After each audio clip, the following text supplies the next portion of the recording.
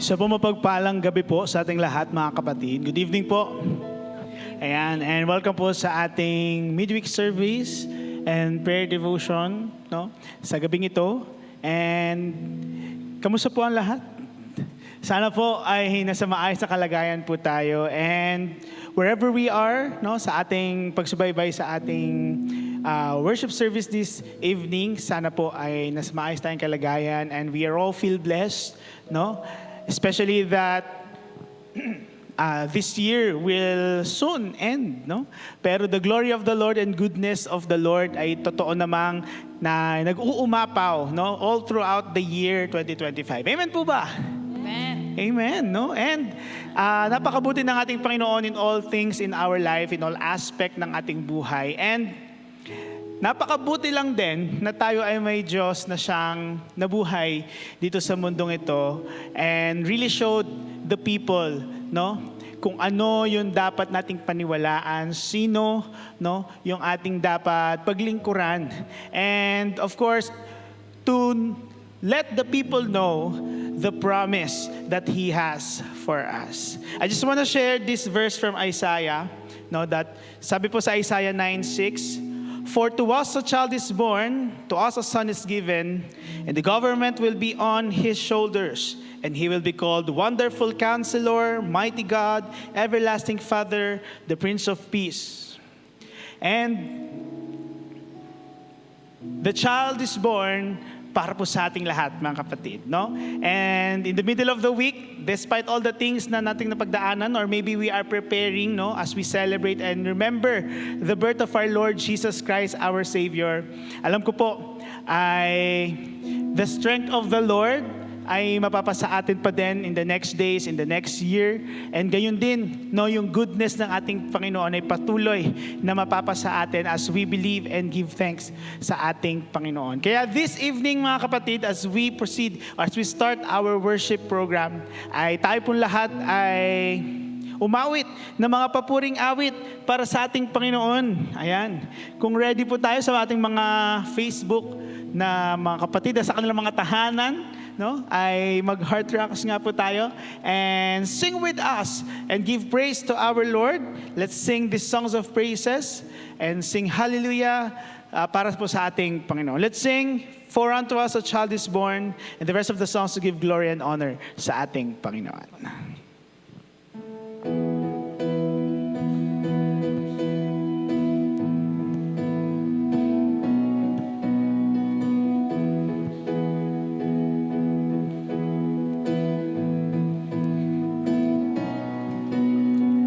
For unto us a child is born, a son is given, a son is given. For unto us a child is born, a son is given, a son is given. The Messiah, oh, to see Him high and lifted up, shining in the light of your glory.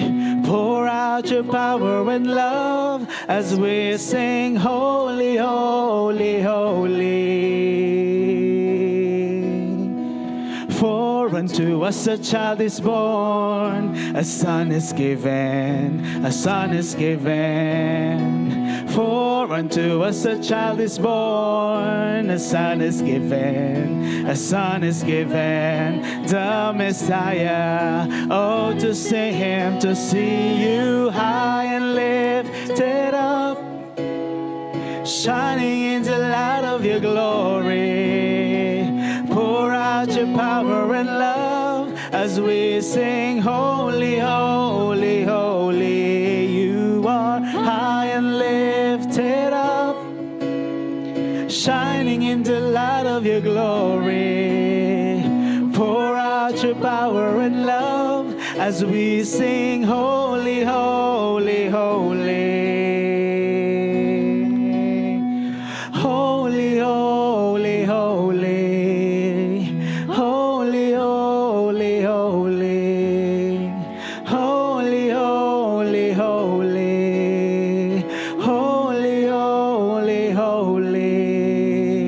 For For unto us a child is born.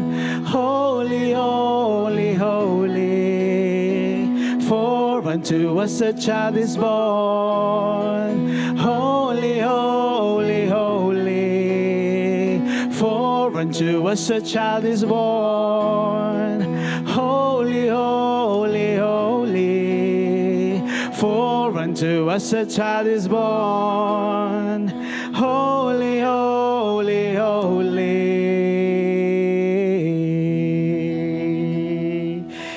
Ayan, and as we continue sa pagbibigay puri sa ating Panginoon, no?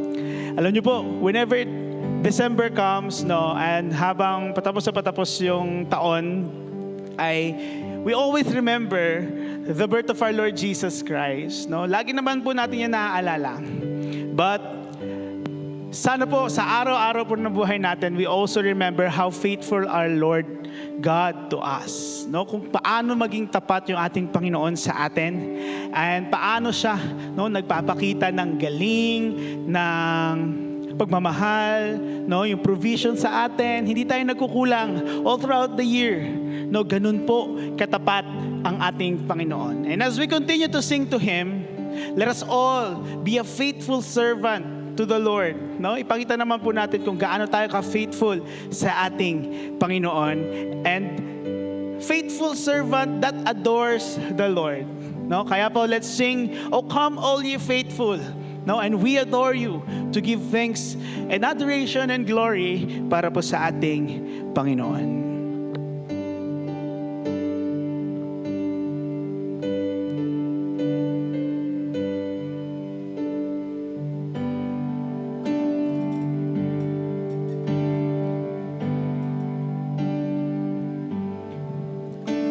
Oh, come all ye faithful, joyful and triumphant. Oh, come ye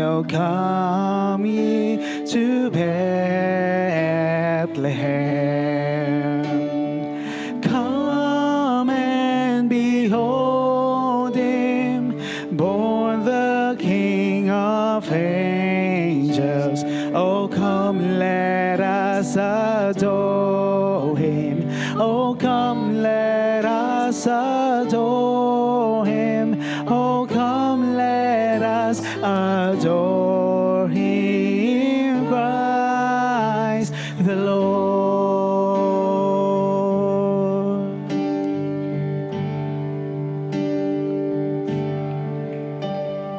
Sing, choirs of angels, sing in exaltation. Sing, all ye citizens from heaven above. Glory to God, glory in the highest. Oh, come, let us adore Him. Oh, come, let us adore Him. Oh, come, let us adore Him, Christ the Lord.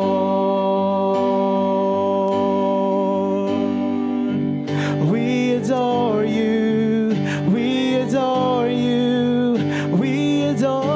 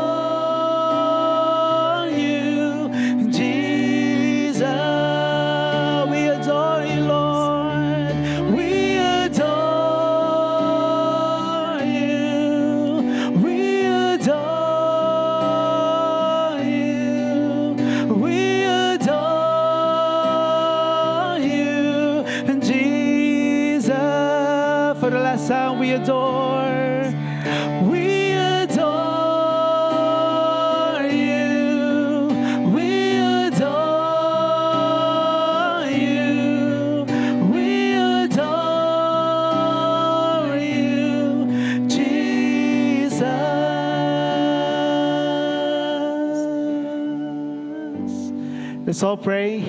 Heavenly Father, Lord God, we thank you for this night, Panginoon. Maraming salamat po sa buhay at lakas na meron ka sa amin, Lord God. Lord God, we just pray and ask for your guidance as we have this worship service, Lord God, our midweek service and prayer devotion, Panginoon, sa gabing ito.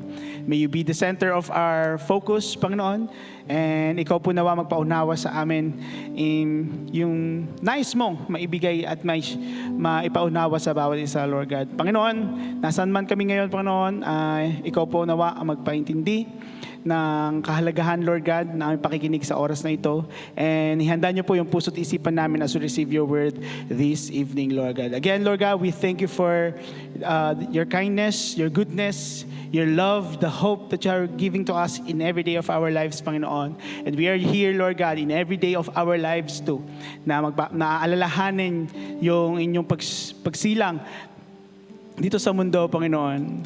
And we just thank you, Lord God, for everything you've done to us all throughout the year, Panginoon. The promises, the love, and all, Lord God, that you have given to us. Maraming salamat po muli. And you deserve all these praises and glory, Panginoon. You deserve all the voices of your faithful servants, Panginoon, because you are a good, good God to all of us. Maraming salamat po at alay namin ng mga papuring awit ito para lang papurihan ka at pasalamatan ka, O Diyos. This is all we pray. Amen and amen. Palakpakan po natin ang ating Panginoon.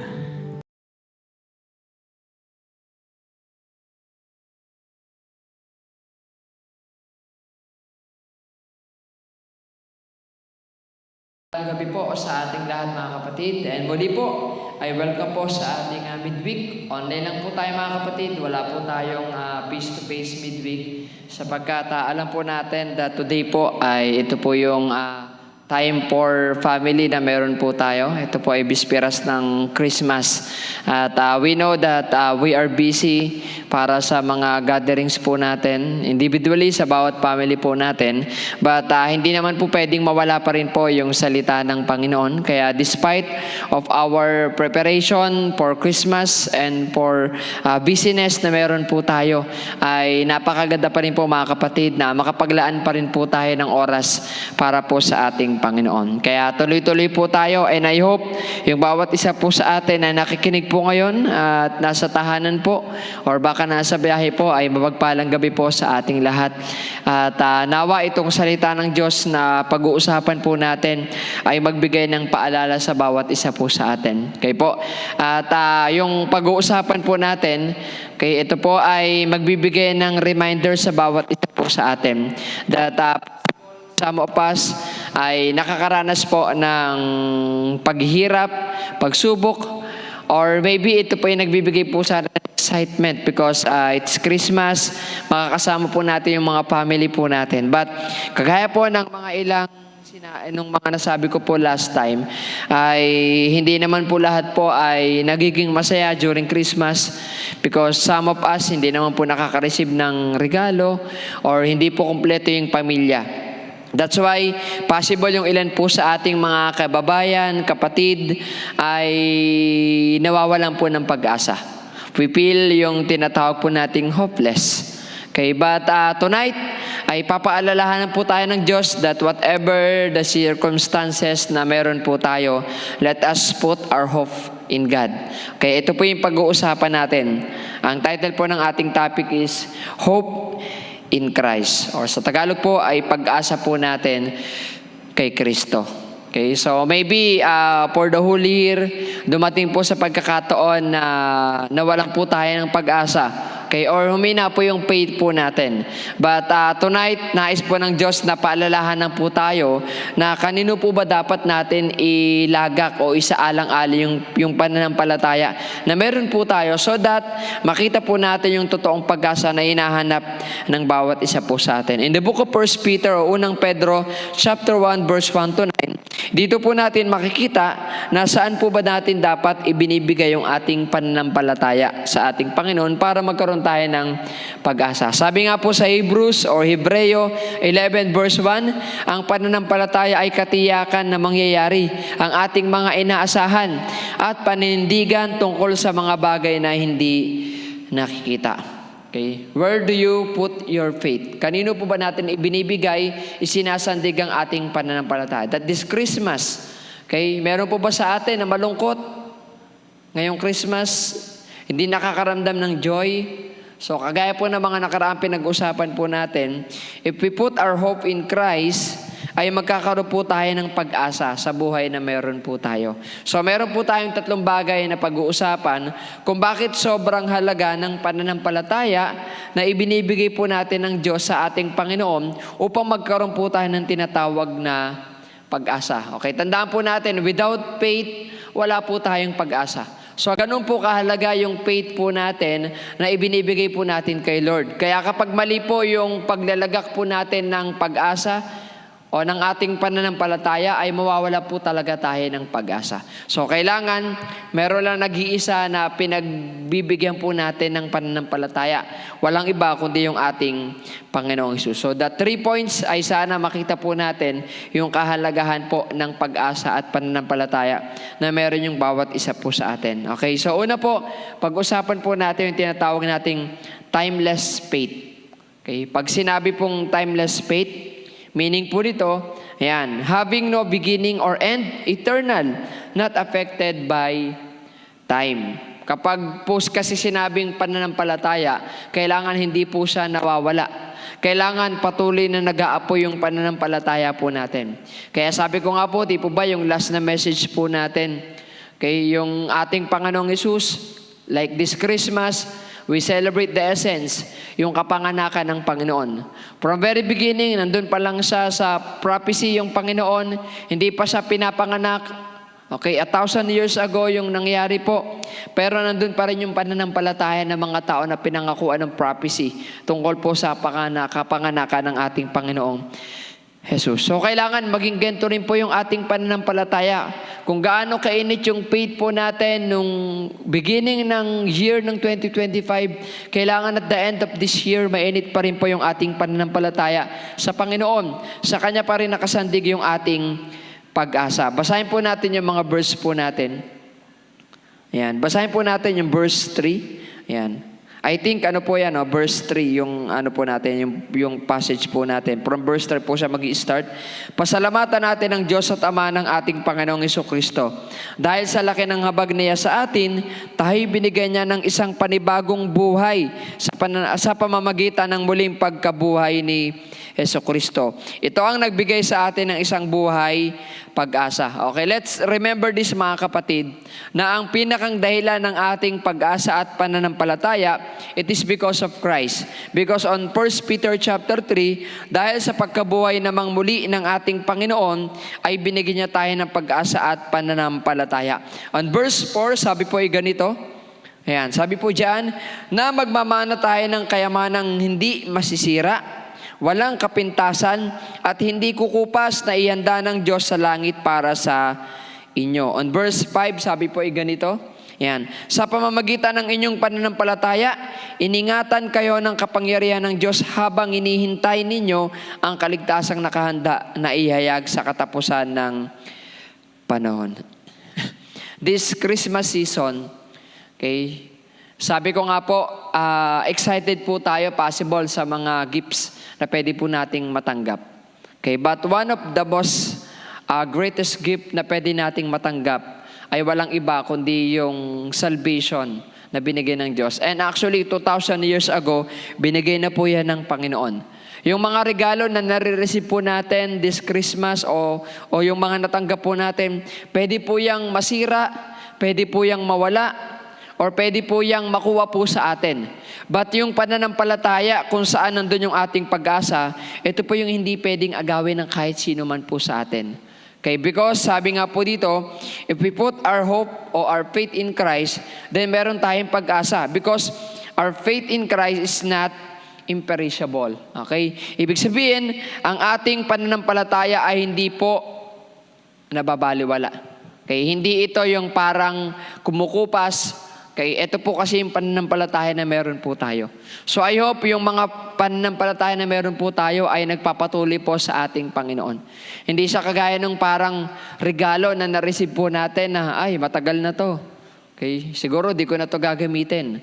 ay okay na to, siguro nagamit na niya yung purpose niya. Pero hindi po. Ang faith po natin kailangan imperishable po yan. Hindi po yan nasisira o hindi po yan nababaliwala. Kaya kailangan yung pananampalataya na meron po tayo, ganun din po sa ating Panginoon. Okay, the main reason kung bakit nawawalan po tayo ng pag-asa sa Panginoon, it is because our faith is fading. Sapagkat baka yung faith po natin ay nawawala na po dun sa ating Panginoon. Okay? So one of the greatest gift na binigay ng Diyos sa bawat isa po sa atin mga kapatid, walang iba kundi yung faith na meron po tayo.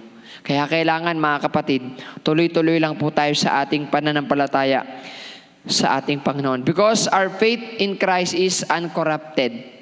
Okay, minsan, ko po kung naka-receive na kayo ng yung parang gift na na-prank po kayo. Okay.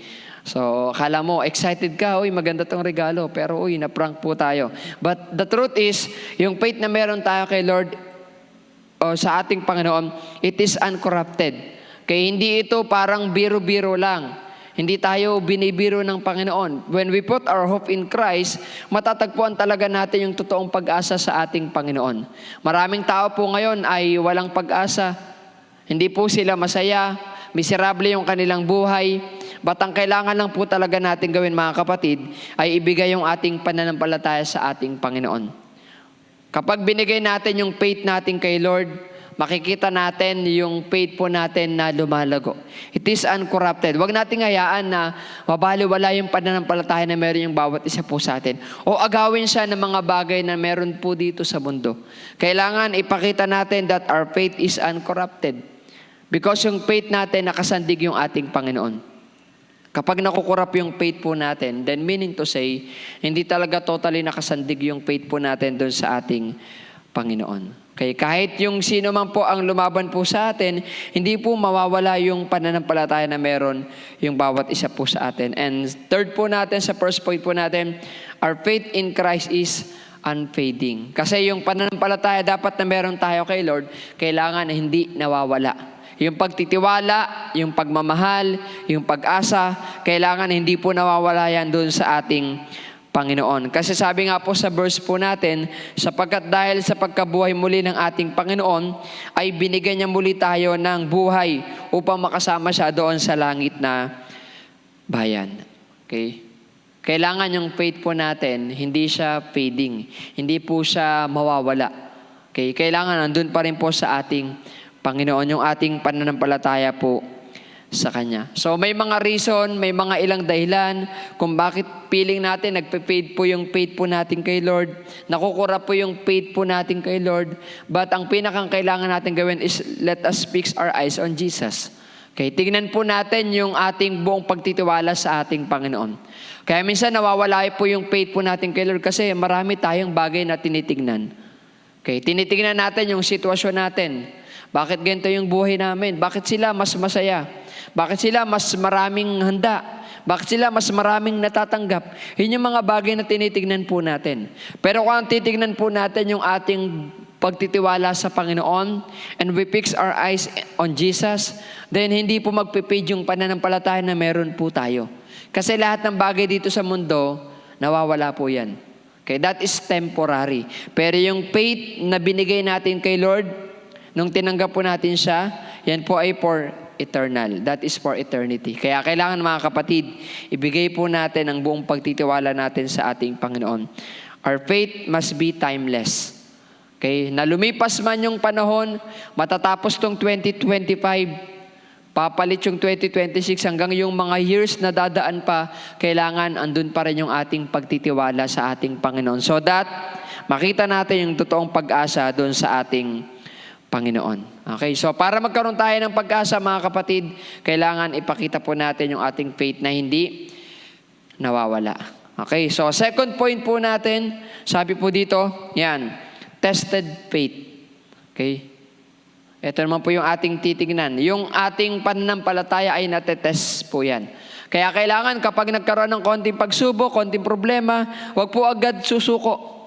Huwag po agad tayong mawawala ng pag-asa sa ating Panginoon. Because sometimes ay inaalaw ni Lord yung mga problema para matest yung faith na meron yung bawat isa po sa atin. Bakit po ba mahalaga na matest po yung faith na meron yung bawat isa po sa atin? Because it is endurance and a chance to grow.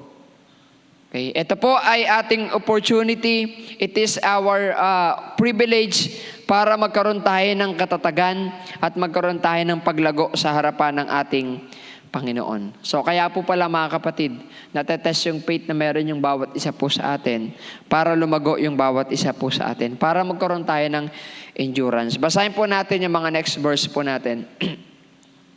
From 1 Peter chapter 1 verse 6 to the following verse. Ito'y dapat ninyong ikagalak. Kahit na maaari magdanas muna kayo ng iba't ibang pagsubok sa loob ng maikling panahon. Okay, imagine po natin mga kapatid. Kaya nakalagay po dito sa salita ng ating Panginoon na magdadanas po talaga tayo ng iba't ibang klase ng pagsubok. Hindi lang po isa, hindi lang po dalawa. Kaya minsan, may mga binabanggit po tayo, may mga words po tayo na, ano ba yan? Sunod-sunod yung problema. It is nakalaan po ito sa bawat isang Kristiyano. Nakalaan ito sa bawat tao. Na tayong lahat po ay daranas ng iba't ibang klase ng pagsubok. Pero tignan niyo po yung binanggit po dito na pagkukumpara po dito ni Peter. Sabi niya po dito, ang ginto, bagamat nasisira, inihalin tulad po dito sa ginto. Ang ginto, bagamat nasisira, ay pinapadaan sa apoy upang malaman kung talagang dalisay. Okay, siguro alam naman po natin kung paano po talaga chinecheck, pinapapure po yung gold. Pag sila po ay nagmamay ng ginto, hindi lang ito basta kanilang binibigay kaagad. So talagang sinusunog po nila ito hanggang sa maging purong ginto. Sabi nga po dito, gayon din naman ang inyong pananampalataya na higit na mahalaga kaysa ginto. Ay sinusubok ko pang malaman kung ito'y talagang tapat. Sa gayon, kayo'y pupurihin, dadakilain at paparangalan sa araw na mahayag si Jesus. Yung faith na meron po tayo ay dumaranas po talaga ng tinatawag na pagsubok. So minsan nasa-shake po yung faith po natin. That's why yung pag-asa din po natin ay parang lumalabo po siya. Okay, pero hindi dapat tayo magpa-apekto po doon. Because yung pagsubok na pinagdadaanan po natin, ito yung ating opportunity para mas mag-grow at mas magtiwala sa ating Panginoon. Sabi nga po dito, ayan, because yung faith po natin ay natetest po siya, sabi po dito, it is revealing. Okay? Meaning to say, kung may problema ka, may pagsubok ka, meron kang pananampalataya. Okay? Sabi nga po, mas mahirap po kapag po hindi na tayo nakakaramdam ng pagsubok. Mas mahirap po kapag hindi na po tayo natetest yung faith po natin sa mga problema. So it is good to have or to experience trials, mga problems sa buhay, because yun yung way ni God para mas lumago yung bawat isa po sa atin. And because of trials or any suffering, sabi po dito, mas nare-reveal yung faith na meron yung bawat isa po sa atin. Okay, minsan, ang gusto ko po kasi natin, tanggalin yung problema. Kaya hindi po mawawala yung problema. Kaya sa halip na tanggalin ni Lord yung problema na meron yung bawat isa po sa atin, then give us strength to God to overcome the trials na pinagdadaanan po natin. And magkaroon tayo ng revealing faith. The more na may problema po tayo, mas nare-reveal yung stronger faith na meron yung bawat isa po sa atin. Kagaya ng team po natin this month, Stronger Christmas. That is coming Christmas, may mga pagsubok man, pero we can celebrate Christmas with joy, with love, kasama yung Panginoon, and with faith. Kasi alam natin kung sino po talaga yung bunga ng ating pag-asa. Walang iba kundi yung ating Panginoong Jesus. So without trials, wala pong pagre-reveal ng pananampalataya. So it is okay to experience sometimes trials and suffering para makita ni Lord yung faith na meron po tayo. Okay, this is what happened to Job. Okay, meron siyang full faith sa Panginoon. Na-test po yung kanyang pananampalataya and nakita ni Lord na very genuine yung faith na meron si Job. So sana ganito rin po yung bawat isa po sa atin. And it is valuable. Ito po ay sobrang halaga sa ating Panginoon. Okay, very valuable po yung faith na meron yung bawat isa po sa atin. Kasi kung wala pong pananampalataya, wala rin po tayong pagkilala sa Panginoon. Kung walang pananampalataya, walang paglago. Kaya mahalaga po yung faith na meron yung bawat isa po sa atin. And valuable din po yung mga pinagdadaanan po natin because sabi ko nga po kanina, ito po yung way ni Lord para mas tumatag po yung ating pananampalataya. Okay, na at the end of this year, haharapin natin yung bagong taon na merong mas matibay na pananampalataya at pinapahalagan yung ating faith sa ating Panginoon. It is centered on our love for Christ. Okay? Because yung faith na meron po tayo, na habang dumaraan tayo ng mga pagsubok, ito po ay nagpapakita ng pagmamahal po natin kay Kristo. Okay? Kasi totoo naman po yun mga kapatid, nasusubok yung yung love natin sa isang tao o sa mga bagay-bagay kapag nakikita natin yung mga trial sa buhay. Okay? Mamahalin mo pa rin ba siya? Iibigin mo pa rin ba siya despite dun sa mga nakikita mo na hindi maganda sa kanya, sa mga problema? Minsan ganito po yung nangyayari sa mga Kristiyano. Mahal ko naman si Lord, I serve the Lord naman, pero bakit inahayaan niya na pagdanasin ko yung mga problemang ito? Kaya hindi po yun abandonment. Hindi tayo pinabayaan ni Lord. But yung pag-i-endure po natin sa mga problema, ito po ay simbolo ng ating pagmamahal kay Kristo. Okay, sabi ng Panginoon, if you want to follow me, then take up on your cross. Kailangan dalhin nyo rin, pasanin nyo rin yung krus na meron ako. So meaning to say, kasama po talaga po natin mga kapatid, yung pagsubok sa buhay. Pero that trials na ini-endure po natin, it symbolizes kung gaano natin kamahal ating Panginoon sa buhay natin. Na hindi natin sa iiwan, hindi natin tatalikuran si Lord, at ibibigay pa rin natin yung ating buong pag-asa sa ating Panginoon kahit na may mga pagsubok because si Lord yung sentro ng love na meron yung bawat isa po sa atin. Kaya ano man po yung mga pinagdadaanan po natin mga kapatid, only God knows yung mga trials and suffering na meron po tayo. But I hope yung mga pinagdadaanan po natin ay mas maging way para mas mahalin po natin yung Panginoon at hindi para iwanan natin yung ating Panginoon. Okay, so mahalin natin si Lord, mahalin natin si Jesus despite sa mga problema na pinagdadaanan na meron po tayo. Because that is a revealing faith, that is the valuable of our faith, and that is the center of our love for Christ. Sabi nga po dito sa next slide po natin. Ayan, sabi po dyan, our hearts have been changed, and a changed heart is demonstrated through our actions. Okay, so yung bawat puso na meron po tayo ay pwede po yung magbago. And yung pagbabago na yun, kailangan makita po sa action na meron yung bawat isa po sa atin. And sana po nagsilbing reminders po sa atin yung second point po natin. Next po natin, pang-last po natin, sabi po dito, ayan, true faith. Makikita naman po yung tinatawag na totoong pananampalataya. So yung ginto, dinadaan po sa apoy para mas maging puro. So kaya inaalaw din agad yung mga problema para mas maging genuine o mas maging pure yung pagiging Christian ng bawat isa po sa atin. Okay, sabi po dito, yan, our hearts have been changed and a changed heart is demonstrated through action. Okay, kailangan maipakita po natin na na-change po yung heart po natin sa pamamagitan po ng pagmamahal po natin, pagsunod po natin sa ating Panginoon. On verse 8, sabi po ay ganito, yan, hindi ninyo siya nakikita, ngunit siya ay iniibig ninyo. Hindi pa rin ninyo siya nakikita hanggang ngayon. Okay, siguro naman po, wala pa po nakikita kay Lord po dito, no? Okay, sabi po dito, ngunit sumasampalataya kayo sa Kanya. Dahil dito'y nag-uumapaw na sa inyong puso ang kagalakang di kayang ilarawan sa salita. Verse 9, sapagkat tinanggap na ninyo ang buong bunga ng inyong pananampalataya, ang kaligtasan ng inyong buhay. Ang totoong pananampalataya po natin ay yung pagyakap ng ating pananampalataya sa ating Panginoon. Okay, a true Christians, ang isang totoong lingkod ng ating Panginoon na yumayakap sa pananampalataya. Kahit anuman yung mga pagsubok na bigay sa kanya ng Panginoon, hindi siya aalis sa kanyang pananampalataya sa ating Panginoon. Because sabi nga po dito, malinaw na tinanggap na ninyo ang bunga ng inyong pananampalataya, ang kaligtasan ng inyong buhay. Bakit hindi natin yayakapin yun?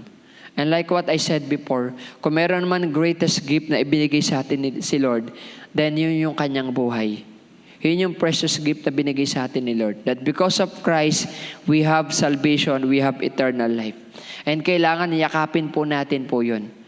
Yung regalo na binigay sa atin ni Lord this Christmas, na maalala siya, na mahalin yung Panginoon, na matanggap yung salvation, yakapin po natin yung bagay na yun. And I hope na hindi po mawala po yung ating pananampalataya, pag-asa, dahil lang po sa mga trials na pinagdadaanan ng bawat isa po sa atin. Sabi nga po dito, yan.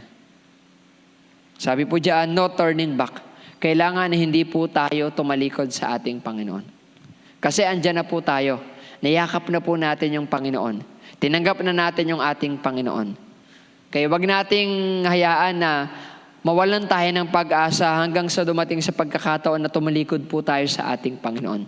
But sa halip, kapag nawawalan po tayo ng pag-asa, mas lalo po nating hawakan yung ating Panginoon. Okay? And yung bawat isa po sa atin na nakikinig po ngayon, since we decide to follow Jesus, kailangan no turning back. Okay? So sa mga nakikinig po natin, mga kapatid, okay, pwede po bang makikichat po dyan, no turning back. Okay, hindi na po tayo lalayo sa Panginoon. Hindi na natin iiwan yung ating Panginoon kasi tinanggap na po natin yung ating pananampalataya at pag-asa na nasa ating Panginoon.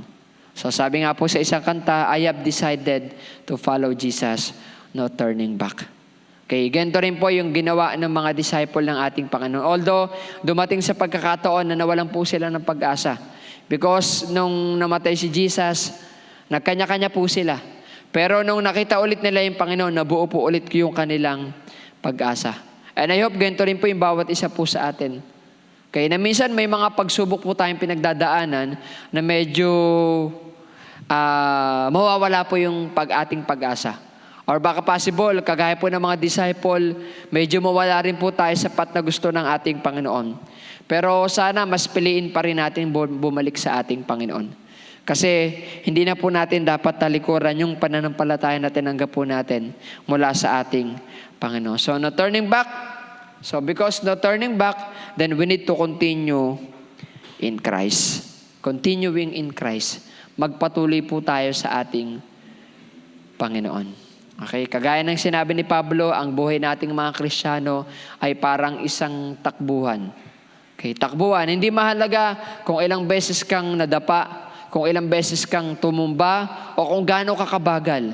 Ang mahalaga po dito, mga kapatid, nagpapatuloy po tayo sa ating Panginoon. Kasi normal po yun. Pinapabagal po minsan ng mga problema, mga kasalanan, yung paglapit natin sa Panginoon. Yung ating paglilingkod sa ating Panginoon. Pero kailangan na hindi po tayo sumusuko. Kailangan tuloy-tuloy pa rin po tayo, mga kapatid. So we survived this year by the grace of God. Tatapusin po natin yung taon na ito dahil sa pagmamahal ng ating Panginoon.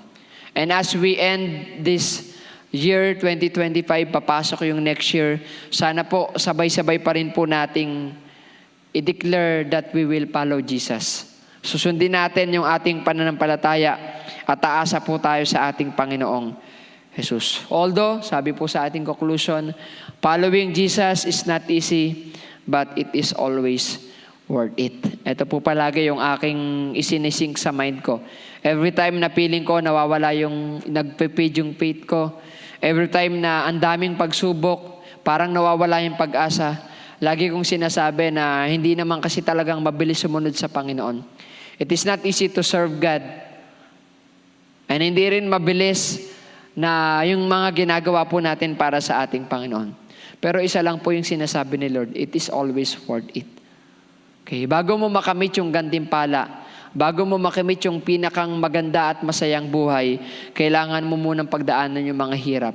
And yung paghihirap na yon, yun yung pagsunod po natin para sa ating Panginoon. Kaya mga kapatid, I hope this coming year 2026, let us all follow Jesus. Whatever is, ano man yung mga problema, pagsubok, because following Jesus is always worth it. Yun po yung paalala ng ating Panginoon, mga kapatid, and I hope yun po ay nagbigay ng pag-asa sa bawat isa po sa atin.